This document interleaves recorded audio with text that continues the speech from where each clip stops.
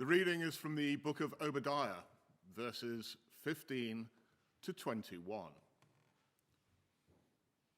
The day of the Lord is near for all nations. As you have done, it will be done to you. Your deeds will return upon your own head. Just as you drank on my holy hill, so all the nations will drink continually. They will drink and be as if they had never been. But on Mount Zion will be deliverance. It will be holy, and Jacob will possess his inheritance. Jacob will be a fire, and Joseph a flame. Esau will be stubble, and they will set him on fire and destroy him. There will be no survivors from Esau. The Lord has spoken. People from the Negev will occupy the mountains of Esau, and people from the foothills will possess the land of the Philistines. They will occupy the fields of Ephraim and Samaria, and Benjamin will possess Gilead. This company of Israelite exiles who are in Canaan will possess the land as far as Zarephath. The exiles from Jerusalem who are in Sepharad will possess the towns of the Negev. Deliverers will go up on Mount Zion to govern the mountains of Esau, and the kingdom will be the Lord's. This is the word of the Lord.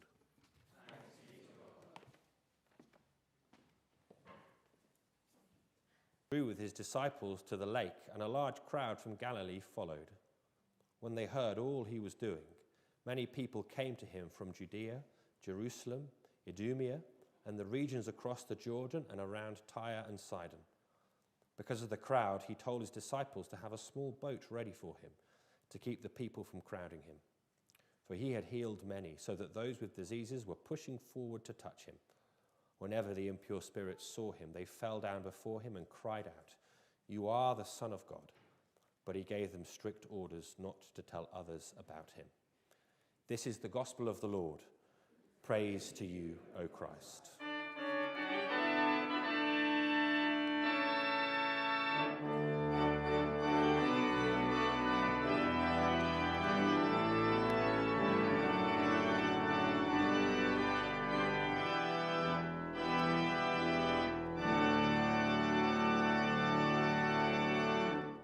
Please do take your seats.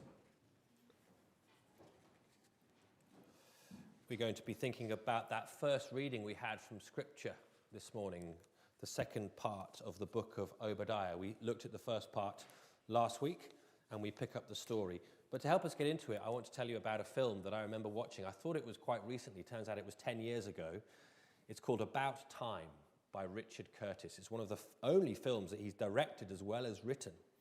Came out in 2013, and it's a story of a young man who, I hope I don't spoil it completely for you if you haven't seen it before. He can travel through time. In fact, all the men in his family can travel through time. And so the film is all about this young guy, trying to kind of travel back in time all the time to make sure that his life goes okay, that it goes well, that he meets the right person and falls in love with them and marries them, that he can be there and stop an accident that his sister gets into, that he can make sure his career works out well. The emotional high point of the film, where one of the characters dies, that is a bit of a spoiler, I apologize, but when that happens at the funeral of one of the main characters, the music that Richard Curtis chose to sort of play in the background is a song by Nick Cave called Into Your Arms. And the first line, I won't sing it, goes like this: I don't believe in an interventionist God. It's a fitting line, a fitting moment for the emotional high point of the film. Because in effect, what's going on in About Time is this guy who can travel through time is intervening in all kinds of situations to make sure that they work out better than they would have done, to provide for those he cares about, to see off the disasters that are coming their way. And it's at turns comic, because it's a Richard Curtis film, tragic, cheesy and sentimental, again, because it's Richard Curtis. But throughout the film, if you like, the question is, can anyone so control their lives and the lives of others, even if they have this ability to travel through time, a sort of godlike thing, control over time itself? Are we able to intervene in others' lives? Could we be able, could anyone do that to make sure that everything turns out okay in the end? In many ways, the film leaves you thinking, well, you can't do that. That you couldn't possibly intervene in all the different situations of life to make sure everything went okay. That's not how human life works. But it does at least raise the question. The idea of a God who intervenes in the affairs of human beings, is that a good thing? When you see the devastating scenes from Turkey and Syria, it's very straightforward to say, God, why wouldn't you have stopped that? If you're the creator, we've been learning with the children in the New City Catechism, you're the creator of everything. You control the movement of tectonic plates. They are not outside of your control, and yet that has happened. I don't know exactly what it might look like in your own lives to ask this question, God, why didn't you intervene? What sort of God would or could or should intervene? The reason I think this is all relevant is that in the second half of Obadiah, we very much encounter a God who is going to intervene in history, whether we believe in that sort of God or not. The second half of the book of Obadiah looks to the future of this people who are under God's oppressive judgment. They've been scattered across the Middle East. And Obadiah says God is going to intervene. He's going to step into history decisively. It might not give us all the answers about any particular moment in our lives or in the history of the world. But Obadiah 15 to 21 is very much a story of the intervention of God in history. And Obadiah thinks that is a very, very good thing. There are two, I think, big things that God is going to do, big aspects of God's intervention in history.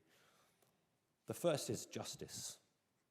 So verse 15, the reading begins sharply, starkly. The day of the Lord is near for all nations. As you have done, it will be done to you. Your deeds will return upon your own head. Obadiah says God is going to step into history decisively to bring justice, to right the wrongs that human beings commit against each other, but he will do it by retribution. In other words, paying back people for what they deserve, for how they have lived and acted in the world. Now, that is an idea, I guess, that lots of us would instinctively find a bit discomforting. The idea that God would sort of pay us back. Again, if you think about justice in the hands of human beings, well, increasingly, we move away from ideas of retribution in the way that we think about justice, in part because we don't trust those into whose hands we've put the act of bringing justice. But when it comes to God, I think there are two things that actually make this really, really good news. The first is that it speaks of the value, the deep value that God puts upon his creation and particularly his image bearers. So if you find this language strong here, God repaying people for what they've done, it's really important to see that from the perspective of the Bible, this is God, if you like, standing up for those who have been most oppressed and downtrodden, who are his image bearers. Now, here's the challenge for us. Although there are times in which we, maybe particularly when we see something like what happens in Turkey and Syria, we feel that depth of concern for other human beings. Actually, our, if you like, movement in our gut when we hear about that is not nearly strong enough. God has a deeper, more passionate concern that his image bearers are cared for and provided for. And if anyone should do harm against them, God in his justice will respond. Now, this is true in our experience. We do sort of see how this works.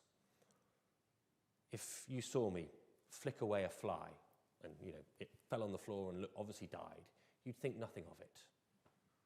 If there was a mouse, though, running across the aisle here at church and I went down and kicked it, you'd think he's not quite right in the head.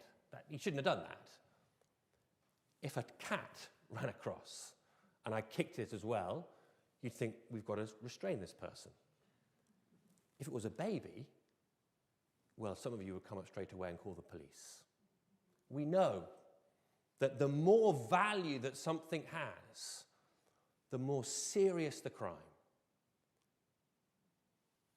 From God's perspective, what these nations have done, that he is calling out here and saying he will come and bring justice, could not be more serious because of the way they have trampled over God's image bearers.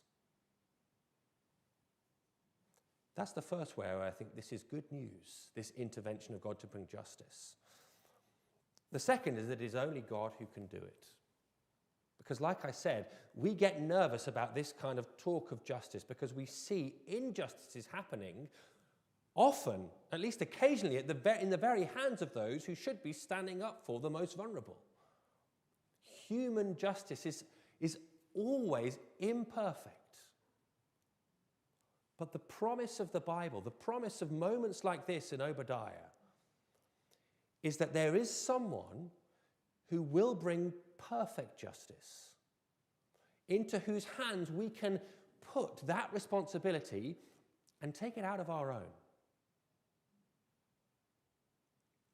And this, in fact, is the only way that in our own lives, in our own relationships, in our own societies, we won't just be caught up in endless fighting fire with fire, paying back people for what they've done. The sort of, if you know the history, pre-Christian ways of meting out justice that in the end becomes the strongest who win and the weakest who go to the war. God's intervention, promised here in Obadiah, is to bring justice and to bring justice perfectly, and only he can do it. But it's not just justice. It is also restoration. And actually, I think in the book of Obadiah, this is the thing that Obadiah is really most concerned about. Really, the point of him writing this letter, I think, this book, is to encourage those exiles that have been scattered far, far away from Judah and Israel. Now, there's another map. We had a map last week. Someone said they quite like maps, so I've given you another one this week. If you can see here, it's maybe not the clearest, but here, down here, is the promised land, the part where Judah and Israel lived. And most of them have been taken all the way over to that place over there, Sepharad, it's mentioned in the reading, a long, long way away in Babylon. And the question that they have now is, what about our past? Those memories we have, happy memories of living in the land, has that gone forever? What Obadiah does, if we have the next slide, he, as I have them there, zooms in on that land. And he very deliberately says, all those places that you remember, that you're far, far from home now, all those happy memories you have, you will get them back, and even more so. And he does it by talking about the north, the east, the south, and the west. He looks at all the compass points.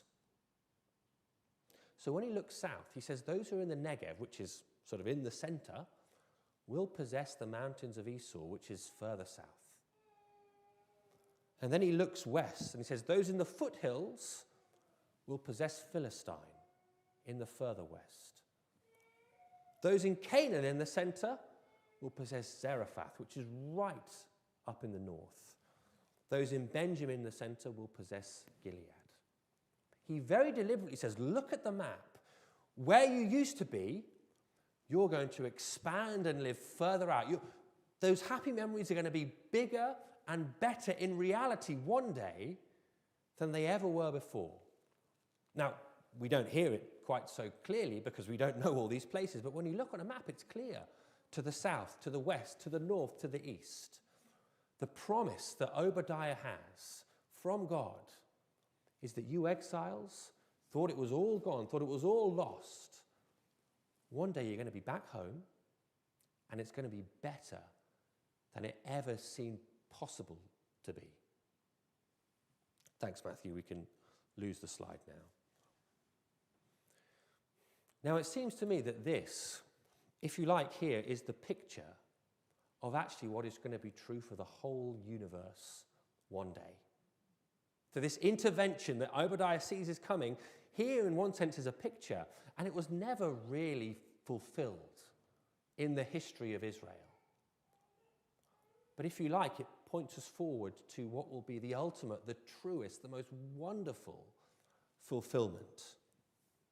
The astounding invitation that God offers humanity,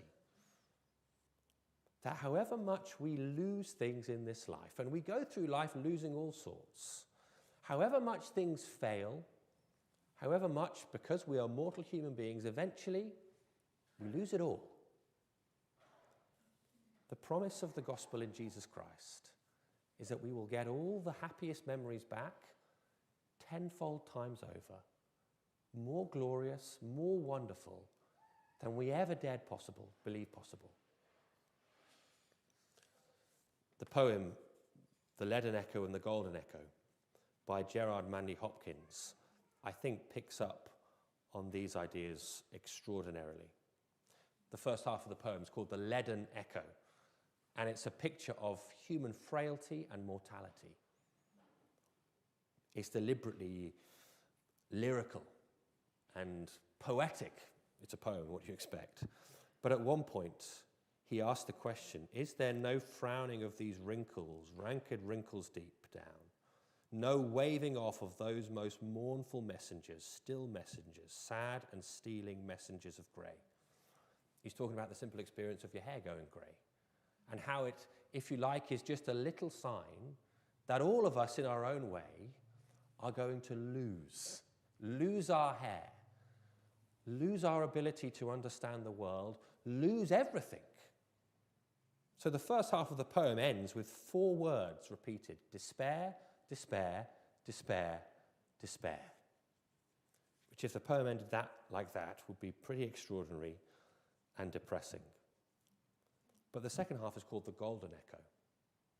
And in it, Manley Hopkins explores how actually, in Jesus Christ, despair doesn't need to be the last word. He says, there is one. Yes, I have one. Hush there, only not within seeing of the sun. There is someone who can deal with that despair, deal with the fact of my mortality. He says, give beauty back. Beauty, beauty, beauty, back to God. Beauty's self and beauty's giver. See, not a hair is, not an eyelash, not the least lash lost. Every hair is, every hair of the head, numbered. He says, in effect, we lose everything in our lives in the end, of which this exile of Judah and Israel is like a picture. But if we put our lives into Jesus Christ's hands, into God the Father, who knows every hair of our head, however many there were and now are, whatever color they are, however many haircuts they've been through, Jesus Christ will not let the least of our lashes, if you like, dissolve and be forgotten. That is the depth of his care for us. And if that is true, and it is only true in Jesus Christ, then, like the exiles in Obadiah's day, we can be prepared not to end up winning in life. We can be prepared to lose and to miss out. No doubt this doesn't answer all of Nick Cave's questions about an interventionist God. It's striking that in About Time, that film I mentioned at the start, Richard Curtis, he said about it that he was writing a film about how you achieve happiness in ordinary life. And I think the book of Obadiah leaves us thinking, where is happiness to be found? By trusting a God who one day is going to bring full justice and full restoration. We might yearn for the sort of control over our lives that time travel could give us, or that, we exercise anyway through fighting off our ordinary mortality and trying to assert our will on the world. Obadiah introduces us to a God who will make it all right in the end, and so we can trust him and receive our lives as a gift from him, knowing that when we give them back, he will keep them safe and restore us beyond our wildest dreams one day.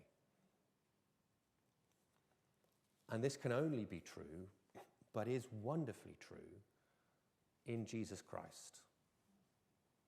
Because that very God who does number every hair on our head and cares for us that deeply has literally come into our world and embodied that love in the life and the death and the resurrection of Jesus Christ.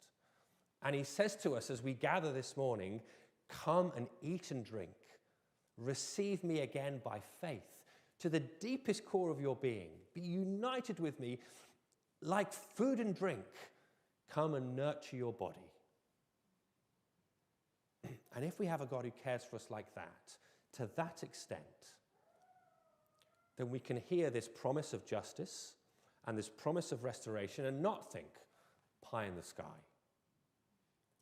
But in the swirl of all our doubts and questions about what it means to wait for a God like this, to hold on to him by faith. That's the invitation of the Lord's Supper. I think it's the invitation of the book of Obadiah.